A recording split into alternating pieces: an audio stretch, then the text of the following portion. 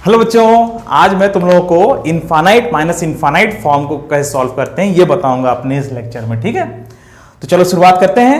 ठीक है, तो इनफाइनाइट माइनस इनफाइनाइट फॉर्म बहुत इंपॉर्टेंट फॉर्म है। इसका मैं पहला क्वेश्चन लेता हूं, limit x tending to zero, limit x tending to zero, limit x to zero 1 by x square minus 1 upon sine square x. मेरा ये पहला क्वेश्चन है बच्चों आपके लिए इनफाइनाइट माइनस इनफाइनाइट फॉर्म के लिए। ठीक है, देखो ना, x जीरो के पास जाए तो 1 अपॉन जीरो स्क्वायर कितना इनफाइनाइट के पास चला जाएगा, 1 upon zero infinite, 1 by zero infinite. ठीक है, तो इनफाइनाइट माइनस इनफाइनाइट फॉर्म। देखो एक बात बताऊं, ये दोनों लगभग सेम तो हैं, ये दोनों लगभग सेम है, और आप इसको ऐसे मत करने लगना 1 अपॉन साइन स्क्वायर एक्स और एक्स स्क्वायर से डिवाइड कर दिया, मल्टीप्लाई कर दिया और आपने बेवकूफी में ऐसा लिख दिया। ऐसा मत करना बच्चों, इसको 1 मान करके इसको 1 एक्स स्क्वायर ऐसा करोगे तो लगेगा जैसे जीरो आ गया। ये जीरो नहीं है, ये गलत है, ऐसे नहीं करा था। ठीक है, ये क्यों गलत है मैं तुम्हें बताता हूं क्यों गलत है। देखो ये होता क्या है ना बच्चों, इसमें जैसे 0.00001 माइनस 0.001 ऐसा मैं कहूंगा तो तुम कहोगे ठीक है लगभग जीरो है। ठीक है, जैसे कोई क्वेश्चन आ जाए limit x to zero sine x minus x आ जाए, ऐसा लिखना हो तो तुम ठीक है, एक्स केवल जीरो के पास है तो ये ठीक है, ये दोनों का माइनस करेंगे जीरो आएगा। दोनों बराबर, दोनों की वैल्यू लगभग जीरो के पास है तो माइनस करेंगे तो ये लगभग जीरो के पास जाएगा, लगभग बराबर है जीरो के करीब है तो माइनस करेंगे जीरो आएगा।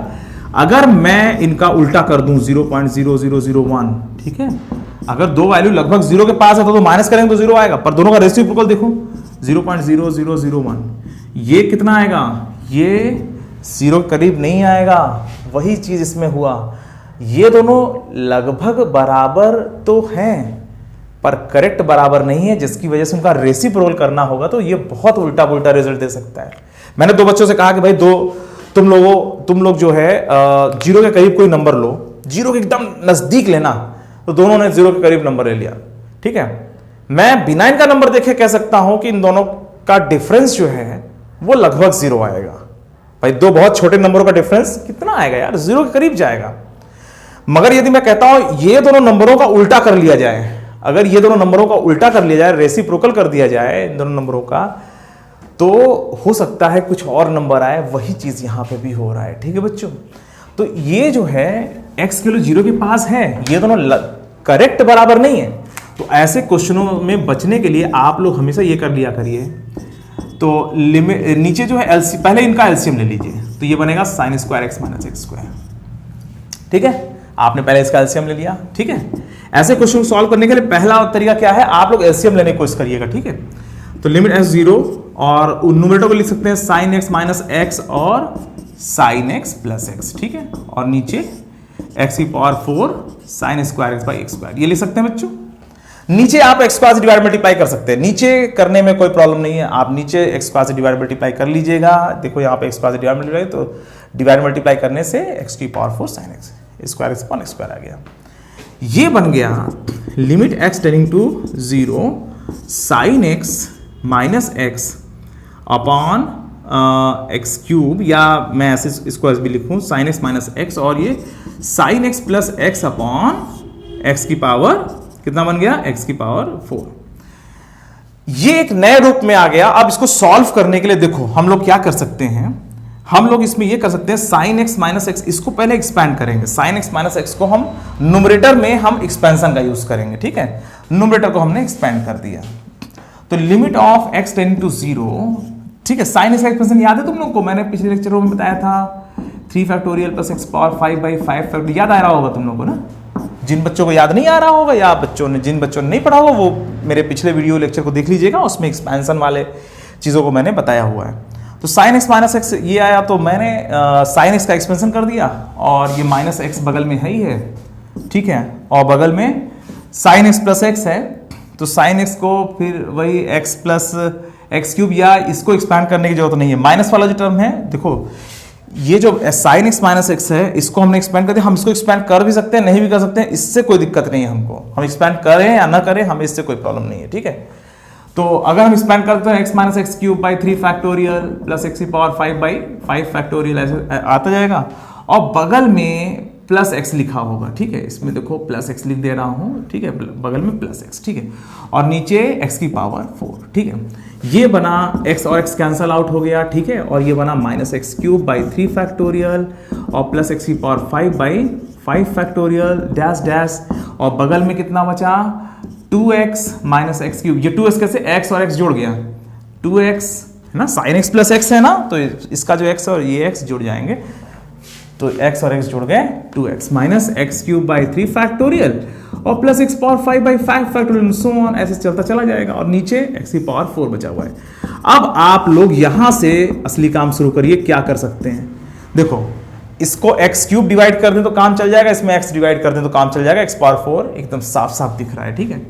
आप लोग यहां पे जब एक्स क्यूब इसमें डिवाइड करोगे तो माइनस ऑफ 1 बाई 3 फैक्टोरियल और plus x square by 5 factorial and so on, और बगल में कितना बचेगा, इसमें एक्स से डिवाइड कर देंगे 2 minus x square by 3 factorial और plus x power 4 by 5 factorial and so on, ऐसे चलता चला जाएगा, और लिमिट लग जाएगा, लिमिट एक्स टेंडिंग टू 0, ठीक है। अब बच्चों ये बताओ, अगर एक्स वैल्यू 0 के पास हो तो ये तो 0 के पास पहुंच गया, एक्स वैल्यू 0 के पास हो, एक्स स्क्वायर 0 के पास चला जाएगा, इसके आगे भी सारे 0, क्योंकि एक्स के टर्म्स हैं, उसमें एक्स लिखा होगा, एक्स स्क्वायर एक्स पावर 4 लिखा है, वो तो 0 के पास चला ही जाएगा, और ये भी 0 के पास, ये भी 0 के पास, ठीक है, तो एक्स स्क्वायर 0, एक्स की पावर 4 है तो 0 के पास चला जाएगा, ऐसे करते करते उधर के सारे टर्म 0, बच गया कौन, ये और ये। 1 बाई 3 फैक्टर कितना होता है, 1 अपॉन माइनस 1 अपॉन कितना जाएगा 1 upon 3 factor 3 into 2 into 1 minus 1 by 6 बचा, और उधर क्या बचा माइनस 1 बाई 6 के साथ इधर कितना हो रहा है प्लस 0 ऐसे करते चला जा रहा है, ठीक है, और उधर 2 माइनस 0 प्लस 0 ऐसा करते इधर चला जा रहा है, ये आ गया minus 2 by 6 that is equal to minus 1 by 3 इसका आंसर है, ठीक है। तो बच्चों आप लोग ध्यान रखिएगा, इनफाइनाइट माइनस इनफाइनाइट में घबराइएगा नहीं, यहाँ पे x square multiply divide multiply मत करिएगा। आप लोग पहले जब इनफाइनाइट माइनस इनफाइनाइट देखिए तो पहला काम एलसीएम लेने का होना चाहिए, एलसीएम लेने के बाद डिनोमिनेटर में आप एक्स स्क्वायर डिवाइड मल्टीप्लाई कर दोगे तो कोई फर्क नहीं पड़ता, आप पहले एलसीएम लेंगे, एलसीएम लेंगे, एलसीएम लेंगे, एलसीएम लेंगे, एलसीएम याद रखिएगा। इनफाइनाइट माइनस इनफाइनाइट में मैक्सिमम क्वेश्चन में आप पहले एलसीएम सोचेंगे, उसके बाद आगे बढ़ने की कोशिश करेंगे, ठीक है। चलिए तो अब मैं अगला क्वेश्चन लेता हूं आपके लिए। अब जैसे देखो, जैसे limit of x tending to 0 1 upon x minus 1 upon e की पावर एक्स माइनस 1 है जैसे, ठीक है।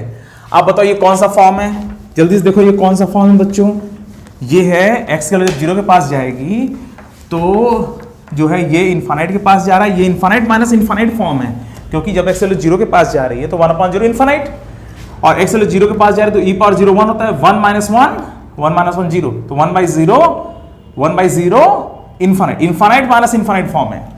तो जैसे ही पकड़ा हमने इनफाइनाइट माइनस इनफाइनाइट फॉर्म में, तुरंत याद आया कि क्या करना है, एलसीएम लेना है, x इंटू ई पावर x माइनस 1 करना है, और ये आ जाएगा ऐसा, ठीक है। उसके बाद आप लोगों को क्या बताया गया है, डिनोमिनेटर में आप मल्टीप्लाई डिवाइड कर लीजिएगा, x से डिवाइड कर लीजिए, x से मल्टीप्लाई कर लीजिए, ठीक है। आपने x से डिवाइड कर लिया, x से मल्टीप्लाई कर लिया, और ऊपर e की power x minus 1 minus x, तो ये जो है e की पावर x का e power x minus 1 minus x, ठीक है, ऊपर है भी ऐसे ही रहने दो, तो ये बन गया कितना, लिमिट x टू 0 और e power x minus 1 minus x, और नीचे कितना एक्स स्क्वायर मिल गया, एक्स स्क्वायर, और e power x minus 1 upon x कितना होता है log e, और log e कितना होता है, log e 1 होता है, ठीक है। तो ये कितना बन जाएगा, यहाँ पे सिर्फ एक्स स्क्वायर बचेगा, ठीक है। तुम लोगों को पता है ना एक formula, limit x tending to 0 e to the power x minus 1 upon x बराबर कितना आएगा log e, और log e कितना होता है 1 होता है, ठीक है। तुम लोगों को ये मैंने स्टैंडर्ड फार्मूले वाले चैप्टर में पढ़ाया, लेक्चर में बताया था। यहाँ पे अगर कांस्टेंट होता है, कांस्टेंट की पावर x होता है तो ये log के अंदर यही log e आ जाता है। अगर यहाँ पे मान लीजिए b पावर x होता तो ये कितना आता, log b आता, समझ में आ रही बात। तो यहाँ पे चूंकि e है इसलिए log e, इसकी वैल्यू कितनी आ गई log e, और log e की वैल्यू कितनी होती है, log e की वैल्यू 1 होती है। अब इसके बाद कहानी शुरू हुई न्यूमरेटर में जो है एक्सपेंशन रूल लगाने की। e पावर x का एक्सपेंशन क्या होता है, e पावर x का एक्सपेंशन होता है 1 plus x square by 2 factorial plus x cube by 3 factorial so on, याद है। इस तरह से हम लोग e पावर x को एक्सपैंड करते हैं, तो जल्दी से एक्सपैंड कर लेते हैं, 1 plus x square by 2 factorial plus x cube by 3 factorial ऐसे करते करते और -1 माइनस एक्स और डिवाइड बाय एक्स स्क्वायर। अब देखो जल्दी से 1 कट गया 1 से, x कट गया x से, और बचा कितना, limit x tending to 0 x square by 2 factorial plus x cube by 3 factorial and so on divide by x square. अब एक्स स्क्वायर से डिवाइड कर दीजिए, तो limit x tending to 0 x square जब डिवाइड करोगे कितना आएगा बच्चों, एक्स स्क्वायर डिवाइड 1/2 फैक्टोरियल, ठीक है, और प्लस कितना आएगा x अपॉन 3 फैक्टोरियल, और ऐसे करते हुए आगे x के टर्म्स जितने भी हैं, x है, फिर x स्क्वायर वाला टर्म, x क्यूब, ऐसे टर्म आते जाएंगे, और ये सारे के सारे जीरो हो जाएंगे। क्यों? क्योंकि इसमें x square, x cube, x power 4 सब न्यूमरेटर में है, तो साइज बात है, ये सारे के सारे जीरो बन जाएगा। न्यूमरेटर x 0/3 फैक्टर 0, ऐसे आगे वाला टर्म 0, तो ये 1/2 प्लस 0 प्लस 0 प्लस 0 ऐसे हो जाएगा। कुल मिला के ये 1/2 इसका आंसर हो गया। समझ में आ रही बात बच्चों? 1/2 फैक्टोरियल कितना होगा? 2 फैक्टोरियल इक्वल टू 2, ठीक है। फैक्टोरियल जानते हो ना किसे कहते हैं? 3 फैक्टोरियल क्या होता है? 3 × 2 × 1। 2 फैक्टोरियल कितना होता है? 2 × 1। 4 फैक्टोरियल कितना होता है? 4 × 3 × 2 × 1, ठीक है। फैक्टोरियल मतलब कि वहां से लेके 1 तक, ठीक है, मल्टीप्लाई करके लिख देते हैं। तो यहां पर 2 फैक्टोरियल 1/2 बन जाएगा, 2 × 1 = 2, और इसका आंसर ये हो गया, ठीक है। तो बच्चों इस तरीके से हम लोग इनफाइनाइट माइनस इनफाइनाइट वाले क्वेश्चन को डील करते हैं। हमेशा एलसीएम लेते हैं, और एलसीएम लेने के बाद डिनोमिनेटर में हम लोग डिवाइड मल्टीप्लाई करके फार्मूला लगा करके कुछ सिंपल कर लेते हैं, और नोमिनेटर को एक्सपेंशन से अधिकतम यही हमें जो है कोशिश करनी है कि न्यूमरेटर में हम लोग एक्सपेंशन का यूज कर सकें। समझ में आ रही बात बच्चों? अच्छा चलो, अब एक और मजेदार क्वेश्चन तुम लोग के लिए लेता हूं। इस क्वेश्चन को आप लोग जल्दी से करके बताइए कितना आएगा आंसर, ठीक है। तो चलो जल्दी से कर लेते हैं, प्रैक्टिस के लिए फटाफट जल्दी से कर लेते हैं, ठीक है। खूब प्रैक्टिस करो आप लोग। देखो जैसे question limit x tending to 0 1/x² - 1/tan² x लिखा हुआ है। बच्चों अब बताओ कैसे, क्या करोगे इसके अंदर, क्या करोगे सोचो। तो सबसे पहले इसका फॉर्म पकड़ा, आखिर देखें ये क्या है, कौन सा फॉर्म है ना। इसका फॉर्म है इनफाइनाइट माइनस इनफाइनाइट। ये इनफाइनाइट माइनस इनफाइनाइट लेके आया हुआ है तुम्हारे सामने। तुरंत हमने अपना नियम याद किया कि भाई अब इसमें तो हमें एलसीएम लेना पड़ेगा। ये आ गया, वेरी गुड। अब इसके बाद तुरंत हमें फैक्टर करना पड़ेगा। सब रटा रटाया रूल है, तुम लोग इसको याद कर लो। अब इसको ऐसा कर लिया, नीचे x⁴ tan² कर देंगे, अच्छी बात है। ये tan x x 1 होने वाला है, और ये बन जाता है limit x 0 tan x - x और tan x + x divide by x⁴। वाह वाह, वेरी गुड, ग्रेट। अच्छा अब देखो tan x का एक्सपेंशन कर लो, इन दोनों का एक्सपेंशन कर लो, तो कितना आएगा? tan x + x³ by 3 factorial, नहीं 3 और 2/15 x⁵ ऐसे जाता है, और -x लिखा हुआ है, अच्छी बात है। और बगल में कितना? tan x + x³ बाई 3 और प्लस 2/15 x⁵, और ऐसे करते करते, और अंत में प्लस क्या लिखा हुआ है? प्लस x लिखा हुआ है, चलो अच्छी बात है। और नीचे कितना? x⁴, बड़ी अच्छी बात है। और यहाँ पे लिमिट x टेंडिंग टू 0 लगा हुआ है, ये तो और अच्छी बात है, वेरी गुड, ग्रेट, सब अच्छी बात है, ठीक है। चलिए तो फिलहाल यहाँ पे x और x कैंसल आउट हुए, x और x मिलकर 2x बने, और ये बन गया limit of x tending to 0, और ये बन गया x³ by 3 plus 2/15 x⁵ and so on, और इसके आगे 2x + x³ by 3 plus 2/15 x⁵ and so on, ठीक है। और नीचे x⁴, उसको x³ × x लिख सकते हैं। और तुम्हें पता है मैं x³ × x क्यों लिख रहा हूं, x⁴ को x³ × x क्यों लिख रहा हूं, आप लोगों को पता है ना? क्योंकि x³ इसमें सबसे छोटी पावर क्या है? x³ को डील करना है यहाँ पे सबसे छोटी पावर क्या है? x, उसमें x को गायब करना है, ठीक है। अच्छा चलो x³ से डिवाइड करेंगे, कितना बनेगा? Limit of x tending to 0, x³ इसमें डिवाइड करो तो 1/3 plus 2/15 x² and so on, और बगल में x से डिवाइड करो तो 2 + x²/3। कितने आराम से सॉल्व हो रहा है, देखो 2/15 x⁴ एंड सो ऑन। अच्छा अब लिमिट x 0, अब देखो ये 0 हो जाएगा, x² x अगर 0 के पास जा रहा तो x² भी 0 के पास ही जाएगा यार, x⁴ वाला टर्म 0 हो जाएगा, ये भी 0, ये भी 0, सारे के सारे 0 0 0 0, एक टर्म को छोड़ के बाकी सारे 0 0 0 0, तो 1/3 प्लस 0 0 0 जो भी आ रहा है, ठीक है। और बगल में कितना आ रहा है? 2 + 0 0 0 0 0 ऐसे करके आ रहा है, और ये बन गया 2/3 और ये आंसर हमारा फाइनल हो गया। ठीक है, ये आंसर, इसका आंसर ये वाला हो गया। ठीक है, तो बच्चों इसी तरीके से इनफाइनाइट माइनस इनफाइनाइट वाले क्वेश्चनों को हम लोग एग्जाम में सॉल्व करते हैं और हमारा आंसर बड़े आसानी से आ जाता है। पहले एलसीएम लेना है, डिनोमिनेटर में आप लोग डिवाइड मल्टीप्लाई कर सकते हो, न्यूमरेटर को एक्सपैंड कर लो, ज़्यादातर ये किया करो। और न्यूमरेटर में जब आप एक्सपैंड करते हो या अगर मान लो कुछ ऐसा हो तो न्यूमरेटर से आप लोग और भी जो तरीके आपने पढ़े हुए वो भी यूज कर सकते हैं, मगर डिनोमिनेटर में आप स्क्वायर डिवाइड मल्टीप्लाई करके पहले हटा लिया करो, कम कर लिया करो, इसको आसान बना लिया करो। उसके बाद आप एक नया क्वेश्चन आपके सामने होता है और उसको जैसे मैंने बताया अधिकतर यही कोशिश करनी है, ऐसे सॉल्व कर लें।